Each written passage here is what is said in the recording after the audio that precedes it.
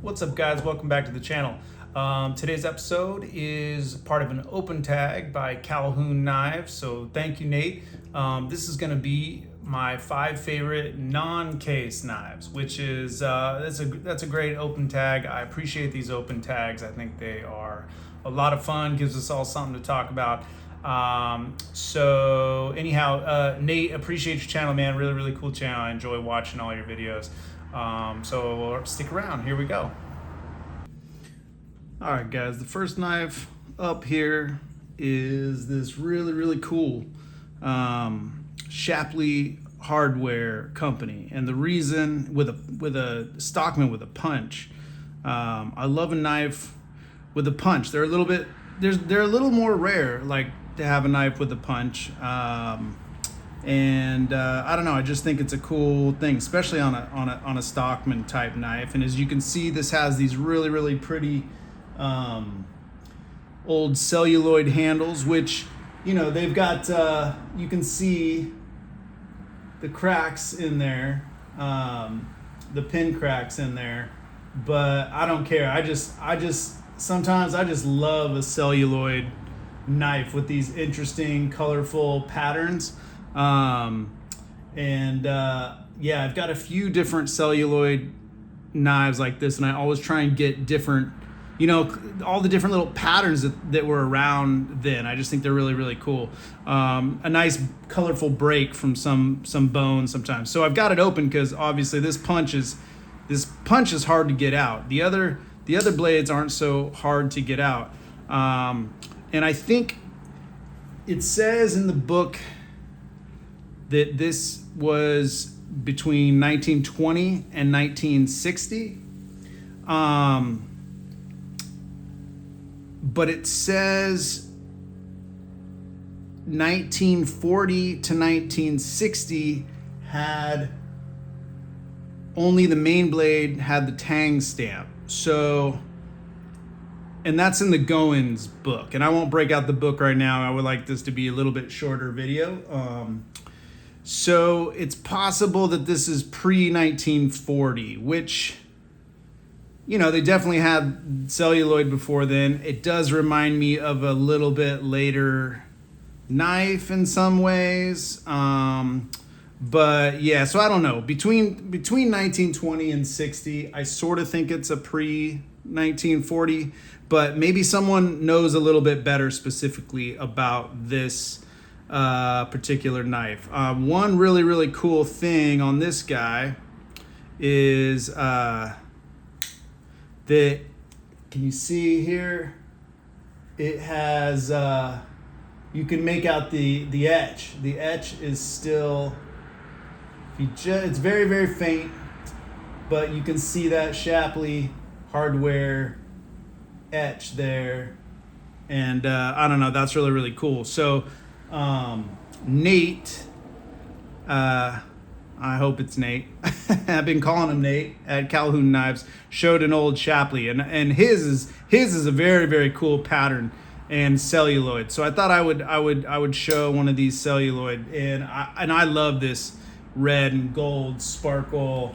Even though it's got some pin cracks, I think it's a rad knife. So there is the first one in the lineup. And second, we've got this. Now I love these knives. This is a serpentine jack in really good condition, and that is a Hammer Brand New York knife company. If I can get that in there. Hopefully you can see that okay. And I love New York Knife Company. And this blade is just a beautiful blade. Really close to full, if not completely full. Pretty darn centered for a knife that is, this company went out in 1931. It's got the fancy kind of rat tail bolsters on it. Everything on this knife is really nice. Yeah, I've got a weakness for the New York Knife Company.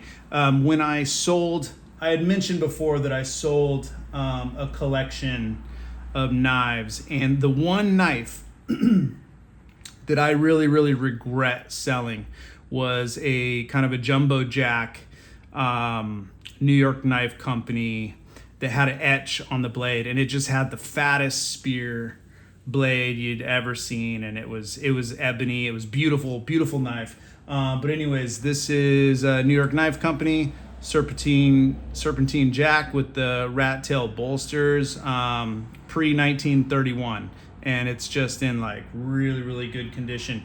I have another one that's identical actually, but it's got a chipped, the bone's chipped, and it's like it's in bad condition. I might try and fix it up on the channel, just to see what I can, I don't know, see if I can make it like a carrying user, because this one is put up because this thing is in such good condition. I just keep it put up. Next one, this is awesome. This is one of my favorite patterns of knives, which is this really beautiful sleeve board with the fat spear on it. And this guy is an old Keen Cutter, E.C. Simmons Keen Cutter. Will it focus that close? Won't focus that close, I guess.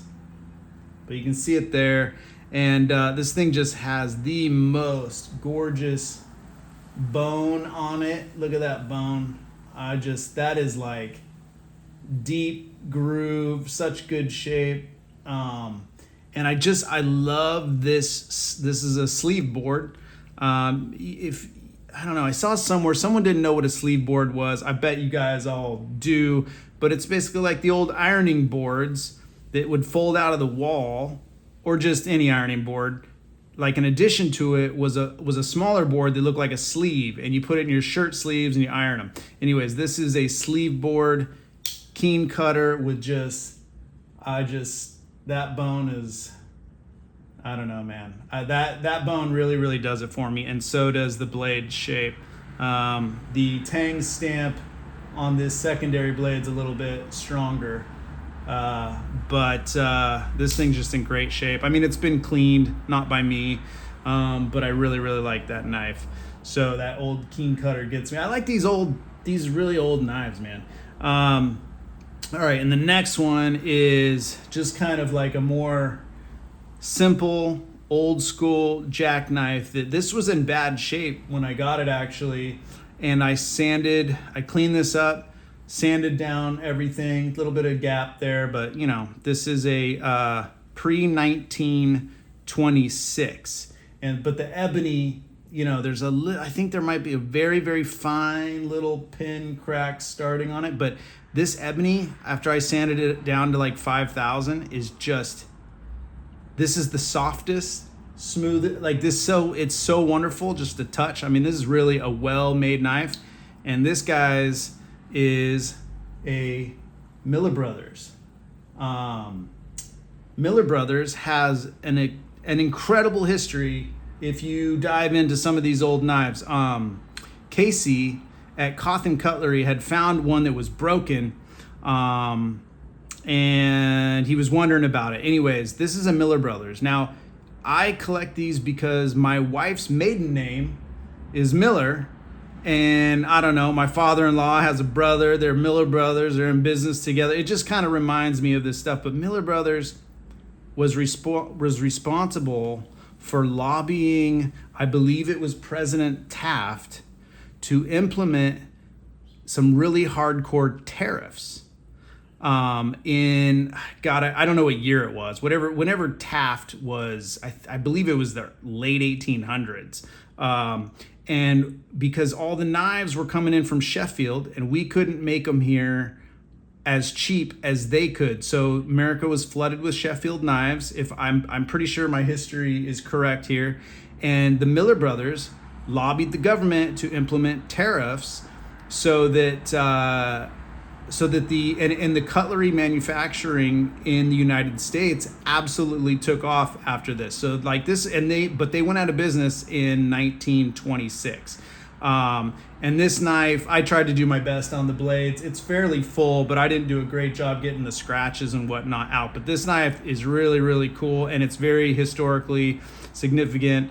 And I just love this knife. It's extremely well built quality. Like, this is a great user knife. I don't carry it a lot. I carried it yesterday actually, but I don't carry it a whole lot, just because I like to keep it nice and just simple. That old ebony, even though it's simple, and this was like a very basic knife then, this is just a gorgeous, gorgeous, gorgeous knife, and it's razor sharp as well.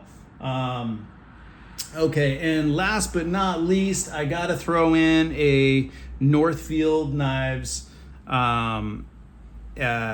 This is a Fremont Jack, and it's that sleeve board pattern that I just love. I just love this kind of shape. It's just such a like interesting shape to me. But I did a video in my 5 favorite knives about this knife, and it's just, this is mammoth ivory bone on here, and these aren't cracks. These are what you call fissures, and it's just an absolutely stunning knife, and it's made by GEC, which I've mentioned. I collect GECs.